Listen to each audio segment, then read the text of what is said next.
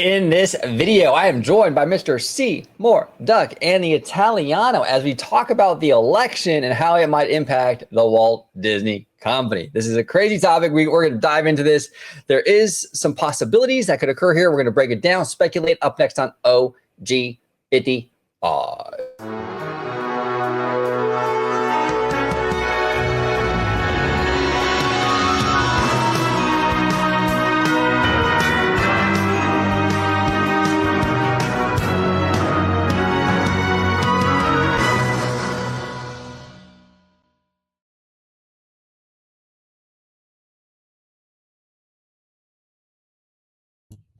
What is going on, everybody? Thank you for joining us on this episode of OG 55. We're talking all about the election and how it might impact Disney. Before we do that, George, welcome back, sir.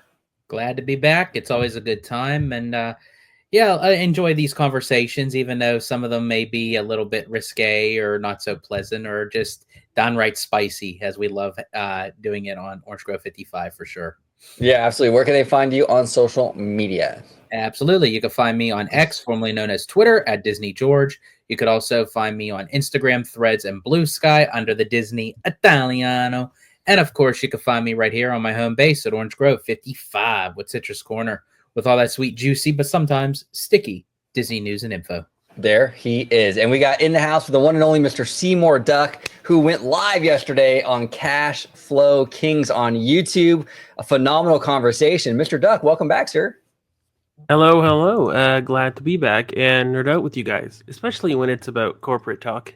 Yeah, no, absolutely. Yeah, and like I said, you were great last night on Cash Flow Kings. I'll be linking their channel down below so they can check out the replay and everything. But that was a fun conversation. Those are cool guys.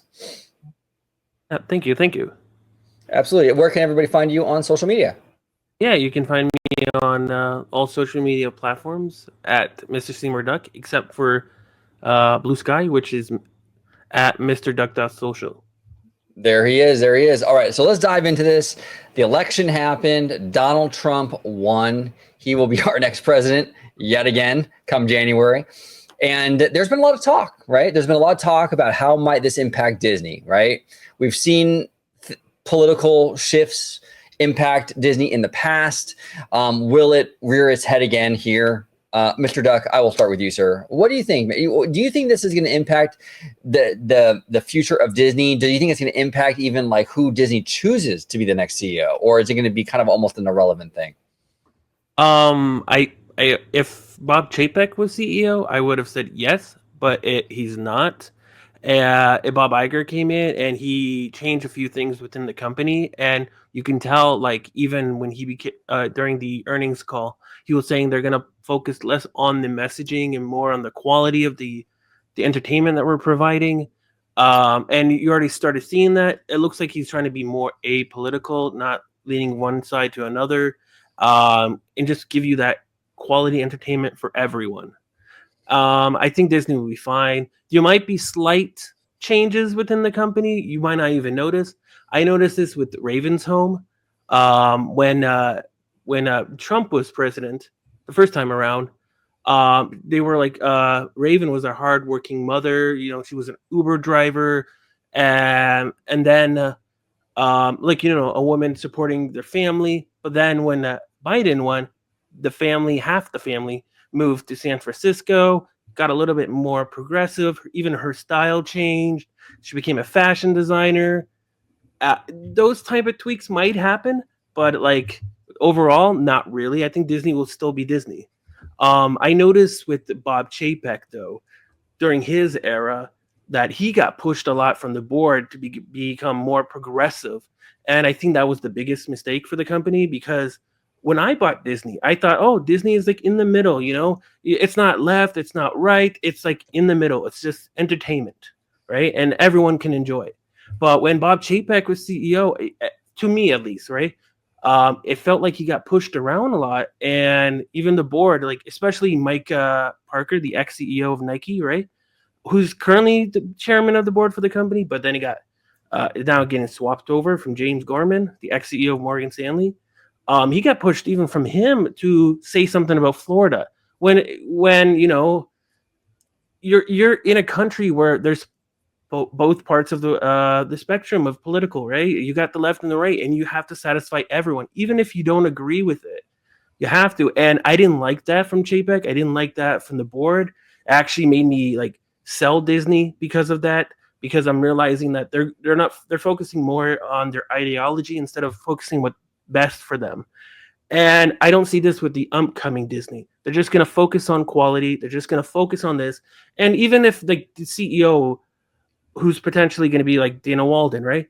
Dana Walden had no issue when she was at Fox. She had no issue with any, she was the head of all the content entertainment for Fox, right? And they were more like leaning to the right, but she had no issue. She just made content for everyone. And like, I never even thought about it like, oh, Fox is too political. No, the entertainment that provided me, The Simpsons, Family Guy, ironically now on Disney, right? They were just good and they were just entertaining. And I feel like that's what's going to happen in the future too. It's just going to be good quality content that everyone likes, and Disney will be fine.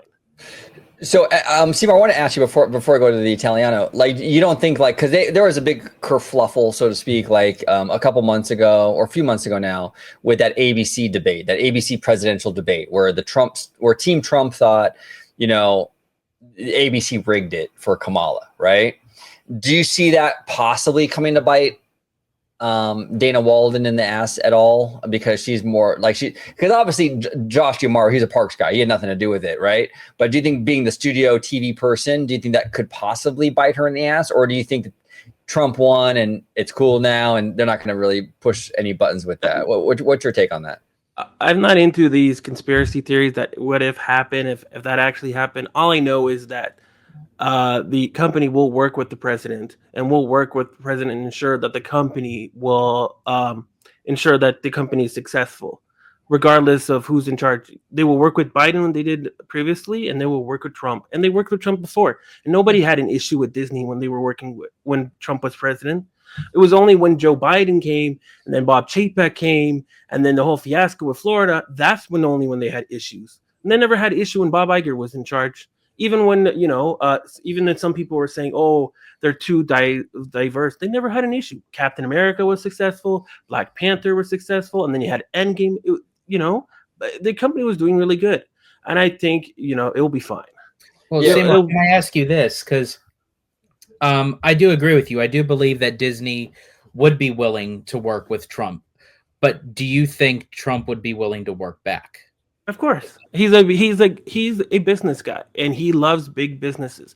And I wouldn't be surprised if they have Bob Iger, the potential CEO, let's say Dana Walden, and Trump all have a meeting, and then they make a speech saying like, we're just gonna create content that's great for America, especially when Disney has a lot of their workers in America, unlike other companies like Universal where they outsource.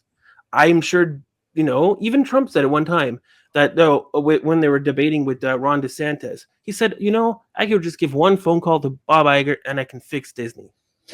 And you know what? That's interesting that you brought that up. I'm glad you did, Seymour, because, and I know a lot of the MAGA people or the conservative side, they're not going to want to hear this. Trump was not really that anti-Mouse House back during that Reedy Creek debacle. He a lot of times would tweet out or whatever it's called on True Social. I don't know what is it, a post, or I don't know what they call it over there. But he would post on True Social about how DeSantis is really fumbling the ball with this Disney thing, and how Disney brings a lot of jobs to the area, and like basically what the hell is this guy doing? Now look, obviously Trump has his criticisms of Disney. The ideology, he doesn't like, the woke stuff, whatever. That was his complaint. But he wasn't a hardliner against Disney. He understood that this company brings a lot of jobs. It's an economic engine. He respected that, like you were saying, Seymour, as a businessman, a lot more than Ron DeSantis did, So exactly. And like I said, they bring a lot of jobs in America. So why wouldn't you want to work with the company and benefit you when it makes you look good? Like Universal, like I mentioned, they outsource. Would you want to partner with Universal and say, look, you outsource your work? No, he's been very heavy on bringing stuff to America, having workers in America, building things in America. He's talking about having tariffs on like Chinese and like on China, right? And all the items and everything that's going to come, and it's going to increase the cost. But if the items were made in America, those tariffs don't exist. So that's what's going to happen. And I feel like because Disney has a lot of workers in America. I think it's like what's that one saying? Disney Americano, I think it was called. The past Disney that people talked about. Oh, Americana. Yeah, there we go. Yes, that people envision that can still come back, and that's not a bad thing. Disney just has to make sure it doesn't alienate their consumers outside of America while this is happening. But a lot of workers currently right now work at Disney, and I think that's the positive driving force for them if they wanted to work with Trump.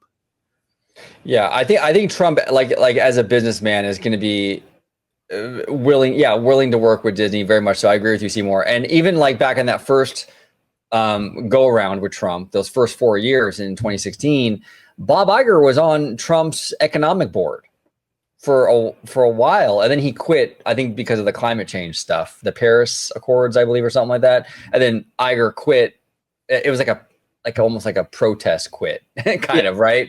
Yeah, a lot of people quit. Even Elon Musk quit because now it's very weird. It used to be woke to be an environmentalist, but now it's not. It's like mainstream and like everyone cares about it.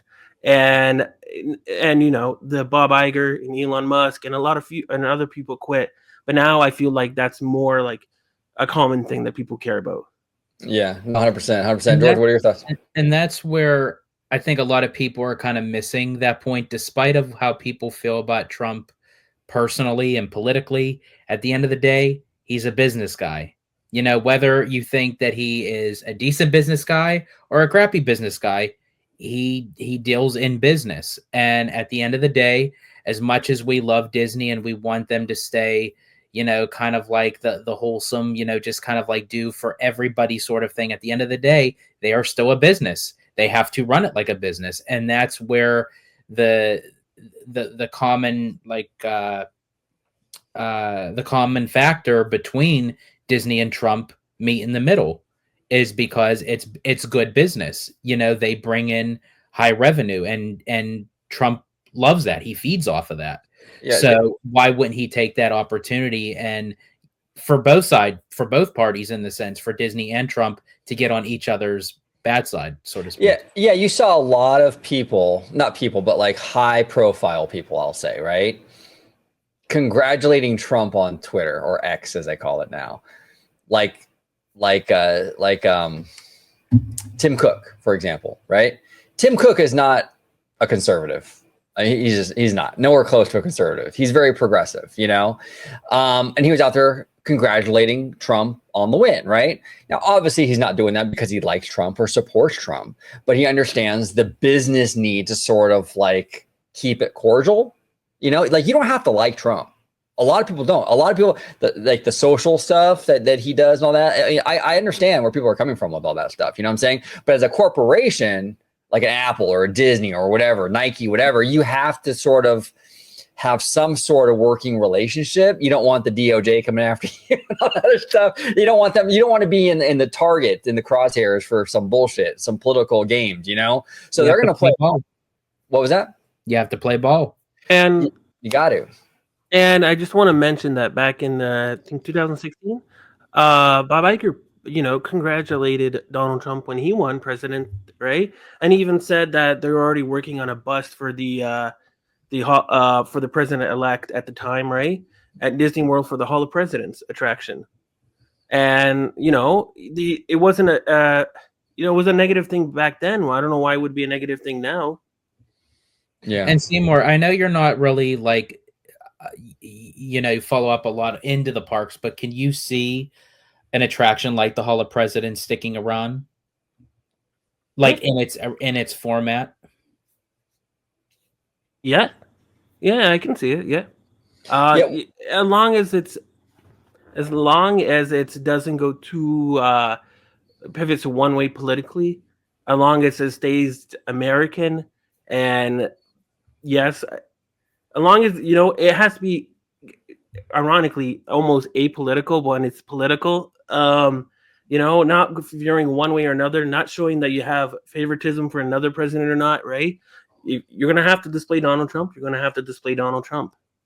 Yeah, I would agree with you, Seymour. You approach the Hall of Presidents like you would a history book, essentially. Yes, exactly. Right? You just kind of state the facts. Okay, this is the man. This is what he did. Da da da da da. You know what I'm saying? And you just state the facts, and you just kind of go through it. And I think if they stick to that, and they don't every Democrat gets like a super like advanced AA, right? And all the Republicans get like the shitty 1972 version AA. You can't play politics with it. You can't give the Democrats a better show and the Republicans get the short end of the stick. You got to be fair across the board, keep it with the facts, keep it historic. And I think you can keep the Hall of Presidents. I don't really feel like there's a movement right now. There was for a little bit, maybe like a few years ago, kind of a movement to kind of get rid of it. I don't feel that same push right now for the Hall of Presidents. I feel like people are kind of like, it is what it is. I could be wrong, but I haven't seen a lot of people like on social media advocating for it to go away. Have you heard that anything like that, George, lately, or? Not really, not as much as what you were saying. Like I did really think that it was on its way out the door several years ago, but yeah, recently, no, I haven't heard anything like any rumbles. However, I will say that if time comes, not because of anything political, but just because maybe Disney wants to go a different route in that area, sort of kind of like how Seymour was kind of mentioning, like that Disney Americano kind of thing. If they were to turn Liberty Square into like a mini Americano that's like right off of the frontier, like that's connected to Frontierland, and put the Haunted Mansion more towards the new Villains Land that's coming, with that little mini Americano, then you could then possibly turn the Hall of Presidents maybe into that Walt Disney show that they're going to put in at Disneyland, right, with a Walt audio animatronic, and even have it rotate maybe with like the Abraham Lincoln show as well. Yeah, no, it's possible. It's possible. Yeah, I think right now though, I think it's safe. I don't think they're going to get rid of it. I think it's going to be okay. And I think Disney will be okay ultimately with this new change. I think Trump is going to work with a company like Disney because he has to. He has to. Like, and Disney needs to work with him, right? So it's a symbiotic relationship. They got to work together. You know what I'm saying? No one wants, this company to go down. I know. Exactly. That's what I was just about to say. You don't want the company to go down and everyone losing their jobs. Imagine if you were president and that happened. I know a lot of people on X is talking about how to destroy Disney needs to go down, but then you're forgetting about everyone who works at Disney, at the parks, for the movies, the TV shows, the studios, all of that, right? You want them to lose their jobs at the cruises. You don't want to lose their jobs, and a lot of them are in America. That's not good for the economy. That's not good. You especially when majority of the people voted for Trump so they can have a better economy. You don't want people losing their jobs now already. Well, that's true. Yeah, that's true. And you bring up a great point when people like gleefully, and we've seen it a lot, Seymour, right?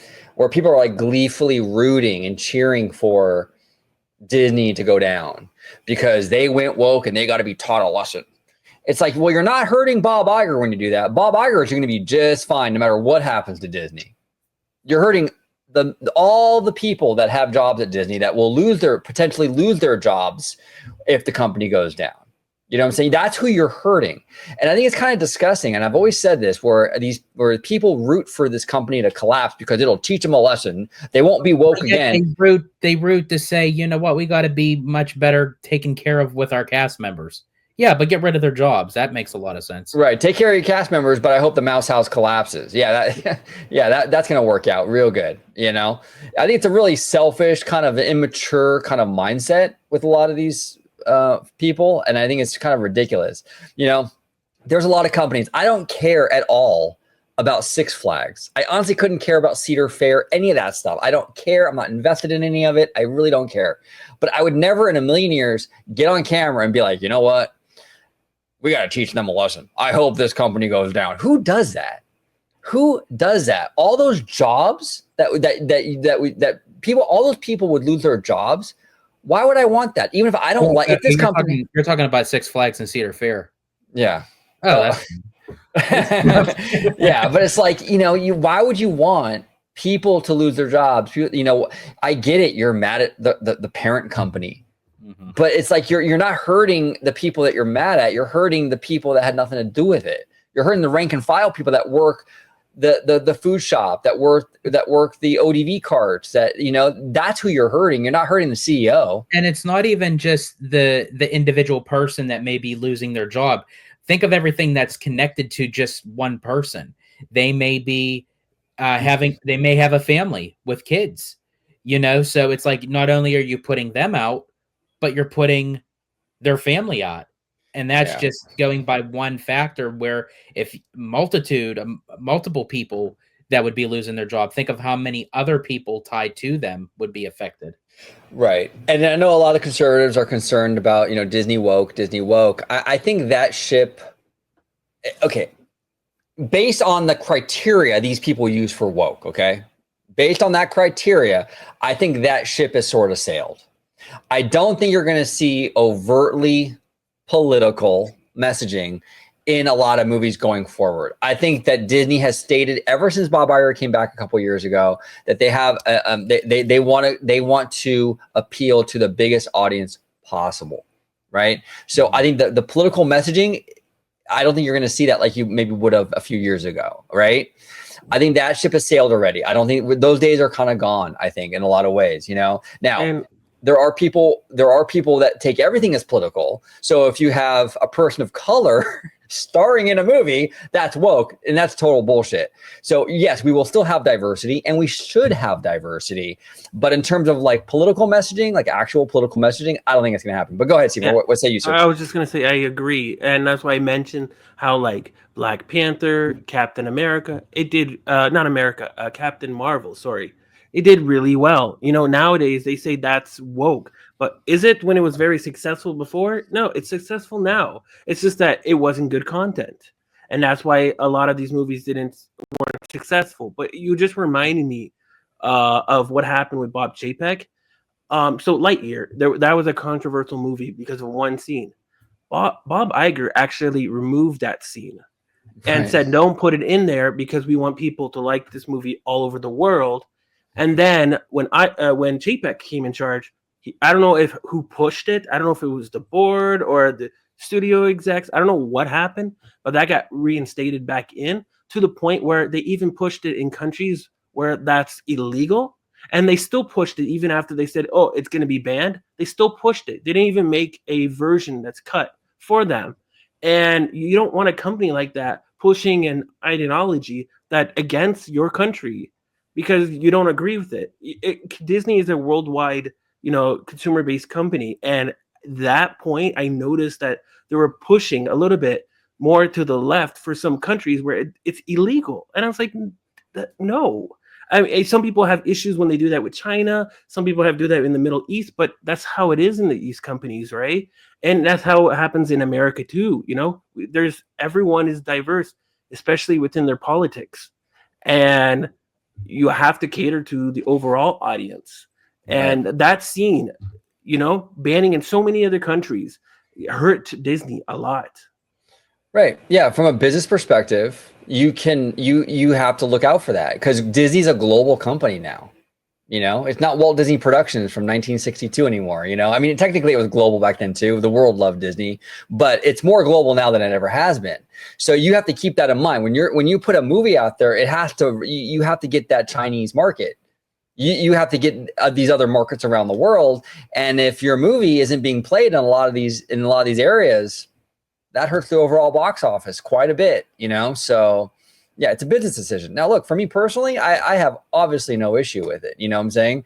I have no issue with any of that stuff. But you just have to understand from a business perspective how the rest of the world, how they, like you were saying, Seymour, it's illegal in a lot of these countries. You can't play that movie there now because of that particular thing. It does hurt Disney financially. Now, that scene here in America, yeah, it's fine. You know what I'm saying? But overseas, it's the optics is different, and it will hurt your bottom line eventually. What say you, George?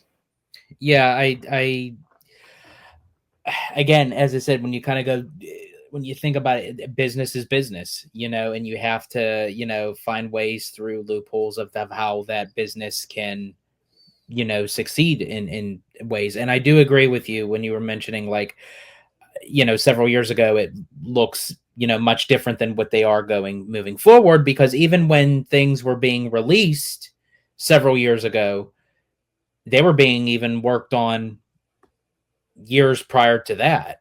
Right. As you mentioned, nothing is ever really released. There's a lag. There's a lag. You has to go through the pipeline, so to speak. So I feel like that Disney, and it takes time to kind of flesh all that out, that pipeline, no pun intended. So it once it starts kind of reworking and rekinking itself, you start to see that moving forward. We've seen that just recently with Inside Out 2. Major success, nothing out of the ordinary. I'm for sure that we're going to move forward with Moana 2. They're already saying it's going to possibly eclipse Inside Out 2 with a possible $150 million box office opening. Well, and that was the other thing too that we heard from a lot of the conservatives, was that Disney has took on a lot of brand damage, long-lasting brand damage, by the way, like generational brand damage, basically, right? It's like, really? Okay, because it didn't take very long for them to all line up to go to Inside Out 2. The pre-sales and the numbers looking for not the pre-sales, but the tracking for Moana 2 is very high. Like you were saying, it's possible it can eclipse Inside Out 2. Deadpool and Wolverine, it did banger numbers. So what happened to this brand withdrawal at Disney? This years-long brand withdrawal that we were supposed to expect here with this. It never happened. There was no brand withdrawal. It didn't exist. It was just there were a couple of bad movies that people didn't want to see. That's all it was. Especially when a company is over 100 years old, and you're thinking a year and a half, the whole company's gonna just get brand damage just like that. Even during that a year and a half, Avatar 2 came out, and it's like the third biggest movie in the world. It's all like, where's the brand damage? No, when a movie that Disney released was good, it made over $2 billion. When a movie did bad, it underperformed and it flopped, and it showed. Some of these movies were like almost like B-rated movies where the story wasn't good and it felt like it could have just gone on streaming. Yeah. No, you bring up a great point. You have a 100-year-old company, Seymour, and people think a year and a half or even 2 or 3 years, even 5 years. It's nothing. It's a drop in the bucket. Disney is so ingrained in what we do in America, especially so ingrained in our culture. It's going to take more than a few years of some shit to really turn that boat around where it's like people perceive this company way differently. It's not going to happen overnight. It's not going to happen over a few years, So that brand damage thing was a total myth. It was a lot of people who were pushing a political ideology, I think, this conservative kind of thing. And they were being opportunistic in using movies and things that were flopping as sort of a way to push their politics to the forefront. And I do want to mention that, like, even the movies that were flopped, some of them were still good. It was just that it wasn't good enough to take your money. It wasn't good enough. Now with ticket prices so high, inflation so high, you have to, especially going to the concession stand with your family or friends, and you have to buy all this food. It's just easier to go home and watch a streaming show. So a lot of these people, even the B-rated movies, that you usually see in the movie theaters, people don't want to go see anymore because it's not good enough for them to spend their money in.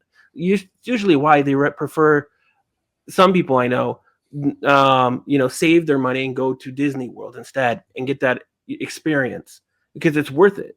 Right. But you don't want to go see that B-rated movie in a movie theater. You can just go home. I can go to streaming, Netflix. There we go. All the movies I need is there. Why am I paying? I will say I have seen a difference between the value of what you spend for a movie theater over in California as to opposed to over here in Pennsylvania. In what way? I'm curious. I never heard that. In what way do you see that? For instance, I bought tickets for Moana 2 for me and Abby to go on the 29th. And it's in her, like, around her local theater of where she's at. And it was like $20 per ticket. So it was like, with the tax, it was like over $40 for two people just to walk into the theater. But what was funny is over here for a matinee, it's only like $7.50, $8 a person. But okay, so out here, my local theater out here in LA is like fancy though, like super. You've seen it, the one at the mall. Yes, it's fancy. Right. Is it the same quality of theater? We still have the reclining chairs and everything. I really honestly didn't see any really difference in what the theaters look like. That's wild. Well, you know, California, and especially the LA area, is very expensive. Right, exactly. So to my point, like, if I now that might change might come when I do move out to California, because for me, if I happen to see a movie, I could say, yeah, whether it's like as Seymour was saying, it's a B-rated type of movie, it's a C-rated, but I'll go into the movie theater anyway and check it out. I may not do that out in California, because if you have to put out like $20 to $30 at a time just to go see a movie in a theater, I might just be a person that says, you know what, I'll wait till it comes out on streaming to see it. You know, my mentality of doing that now, I don't have to do that because I'm spending $7, $8 to go see the movie. Yeah, it's hard out here in Cali. It's hard because you have a family. If you want to see a movie like Inside Out, you got to, or Wish, or any of these animated movies, you have to really want to see it, because you have, say, a family of 4. You know, it's $100 just to walk in the door. Yeah, and that's not even including once you start getting into the food and stuff. You know, it's expensive, and so when you're looking at the situation, going, wow, do I really want to see Wish? I mean, it looks okay, but am I going to spend $100 and plus to get in there? Or even taking the risk. You may go in there and you may not like the movie, and it's like, wow, that was like $100 like down the drain. That's what I'm saying. So Inside Out 2 is a little bit more of a sure thing for the average family. Oh, we like the first one. This one's a little safe for us then. Cool. Moana 2, same equation. Go ahead, Seymour. I was going to say that's how I felt when I saw Joker 2. Yeah. Because I don't like going to the regular movie theaters anymore. I go to the VIP one, and I feel like I wasted my money there watching that movie. I could have just waited for Netflix or whatever streaming service in Canada it comes out, and I would have just rather watch it there. I would have been more happy. Yeah, I've heard such bad things about that movie. I can't believe how bad it flopped. They said that people, when they were witnessing it being filmed, they said, "Oh my God, this is going to be a bad film."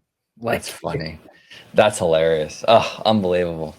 But you know, I see so many people holding Zazie up on this pedestal, like this is what Disney should be doing, and I'm like, what?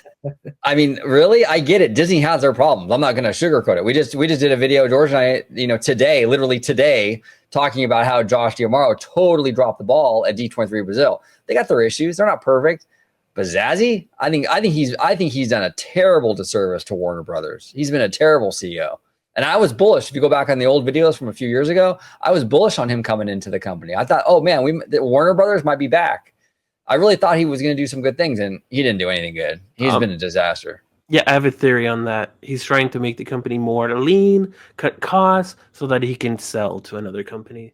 Yeah, let's see. Maybe Comcast will buy him. That'd be wild. Man, if Comcast buys Warner Brothers, like, of what that would do for Universal, like as far as like incorporating the IP.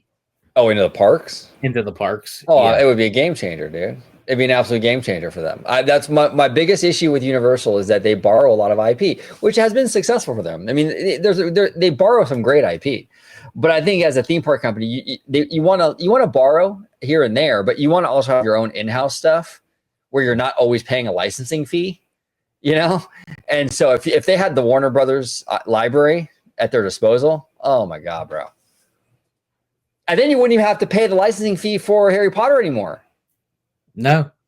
It's yours now. Yeah. And that would, with that kind of IP kind of going like head to head with Disney again, and I mean that in a healthy way. I think the fandom really pushes of how like bad blood that these two companies have for each other, which I really don't see that at all, to be honest. I could see all these people going to these like banquets and meetings and all that kind of stuff. Yeah, Universal throws their digs on social media at Disney and everything, but it's like a healthy competition. It keeps you on your toes to have Disney do better and also have Universal do better to the best of their abilities. So I think adding Warner Brother IPs into the mix for Universal would definitely push them up to the level of owning a lot of good IP such as Disney. Yeah, no, well said. And I just wanted to say that because Trump is now becoming president again, it's more likely that they can actually merge. Comcast can actually buy Warner Brothers, because when Trump was president, T-Mobile was able to buy Sprint. Disney was able to buy Fox. This wouldn't have happened if it was under Biden or Obama. Even during the Obama presidency, T-Mobile was having so many issues, legal issues in court. But as soon as Trump became president, it got escalated and it finished. Oh, that's interesting. We might see a Comcast Warner Brothers. I mean, that would be absolutely insane. That would change the game. It really would. And their venture, their sports venture, that Warner Brothers, and wow, I don't know how that's going to work out if Comcast buys Warner Brothers, but Warner Brothers, Fox, and Disney, that sports venue, I think it was called. Right. I can see that also getting pushed out and saying, yeah, okay, we let you do it. Fascinating. Well, keep an eye on that. That's wild. So, Seymour, I wanted to ask you, at the end of the day, in your opinion, could you still see Dana Walden becoming CEO? Yeah, definitely. If it wasn't like I said at the beginning, if it wasn't an issue when she was at Fox, why would it be an issue when she's at Disney? She took her political opinions away from that company and just focused on what she does best. Nobody had an issue with Dana Walden. They only have an issue when she's at Disney. Yeah. And she's good friends with a lot of Republican people. So I don't know why it would be an issue. It's a good point. She has the proven track record, right? It's all the content on Fox that's very successful. It was because of her. Right. And she had a great working relationship with Rupert Murdoch, which is he's no progressive, obviously. And yeah, I could see that. I could see that working in her favor. I think she's still the in lead for this whole race. I think it really is still hers to lose. Yeah. And I hope so. I mean, out of the internal candidates that they're giving us, I do think she is the strongest of all of them. She kind of checks all the boxes. I mean, she's got her division is doing very well, both in quality and otherwise, right? She's got the charisma. I think she's not like a Chapek where she doesn't know how to talk. She's got that charisma. She's got that charm. I think she would do well. And I know for a fact Bob Iger really likes her. Like I read somewhere, I think it was like on Variety or one of those trades where he made like a point to bring her on when they bought Fox. Like he really was impressed by Dana. So I think it's hers to lose, unless she just royally just screws it up between now and then, which I kind of doubt. She's pretty competent, so I think we'll be okay. So we'll see. I think we'll be okay. If Trump says he's willing to work with Bud Light, I think everything is fine. That's true, Seymour. That's very, very true. That's very true. Well, and that's a great point, because a lot of the MAGA people, they think that Trump is going to be this hardliner against all these woke companies. But you're right. He worked with Bud Light despite all that drama, right? And he was defending Disney, or at least attacking DeSantis on Disney's behalf a lot of times during the whole Reedy Creek thing. So he's not. I don't think he's going to be as hardline against the Mouse House as a lot of MAGA people want him to be. I think they're going to be a little disappointed with that. So if that's what they're expecting, you know what I'm saying? Especially, like I mentioned many times, that this is an American company that have people working American jobs. You don't want, Sony out there being very successful and Disney losing out when you're president, because you don't want, unfortunately, right? Even if you're fans, as a president, you want to focus on the American people, and you don't want foreign companies to succeed and have downfalls of American companies. Right. No, well said. Well said, Seymour. Mr. Italiano, excellent conversation, sir. where can everybody find you on social media? Absolutely. You can find me on X, formerly known as Twitter, at Disney George. You could also find me on Instagram, Threads, and Blue Sky under the Disney Italiano. And of course, you can find me right here on my home base at Orange Grove 55 with Citrus Corner with all that sweet, juicy, but sometimes sticky Disney news and info. There he is, Mr. Seymour Duck. Where can everybody find you on social media, sir? Yeah, you can find me on X, Threads, and Instagram at Mr. Seymour Duck, and on Blue Sky at MrDuck.social. There he is. Thank you all so much for watching this episode of OG55. Comment down below. How is this election going to impact Disney? How is it going to impact them on that financial level? You know, will it impact them creatively? What are your thoughts? We would love to hear from you. I know it's kind of a touchy subject, you know, so just try to keep it civil in the comments. Kind of hear people out and just kind of be nice. That's all we ask. But thank you all so much for watching and have a wonderful, wonderful day. Thank you for watching OG55. If you aren't already, consider becoming a member today.